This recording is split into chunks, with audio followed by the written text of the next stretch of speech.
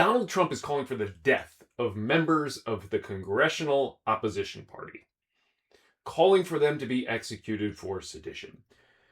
Now, these Democratic members of Congress, they're veterans, they're members of our military, and they urged other members of the military to refuse illegal orders.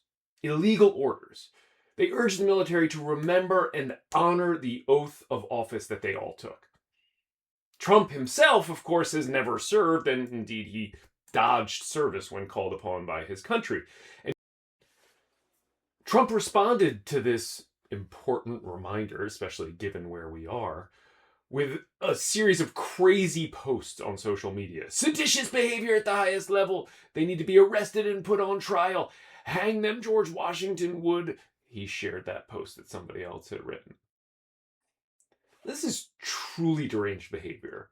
And Senator Chris Murphy, who's on fire lately, observed in a response that this is not only unhinged and insane and impeachable behavior, but it's also unprecedented. Never before in American history has this happened. And I went and dug, and I've looked, and as far as I can tell, Murphy is right.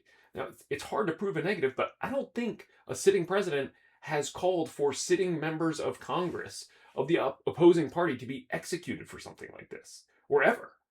And this is truly, truly dangerous. And I just want to give you two reasons why this is so dangerous. The first is that we no longer have an independent Department of Justice. This DOJ does whatever it is that Trump posts on social media for that day. That's its agenda. So it's not hard to imagine that Pam Bondi, our Attorney General, is watching Trump regurgitate all of these deranged posts and then launching an investigation into the Democrats and making their lives miserable. And even attempting to bring, one of these legitimate charges under 18 USC that in this case would absolutely be illegitimate. There's no reason to think this is accurate or real or true. It could happen. It could happen soon. But even more alarmingly is the stochastic terrorism of this. Just a few weeks ago, deranged Donald and his party were screaming about political violence and attacking anything they could because Charlie Kirk was murdered. I had on my podcast a Minnesota state senator whose colleague and her husband and her dog were assassinated in their home. And Donald Trump is a stochastic terrorist. He knows what he's doing. He is very good at towing that line and getting his followers to commit the violence that he won't explicitly call for. But he knows that he is calling down violence on these opposition members of Congress. That's why he is doing this.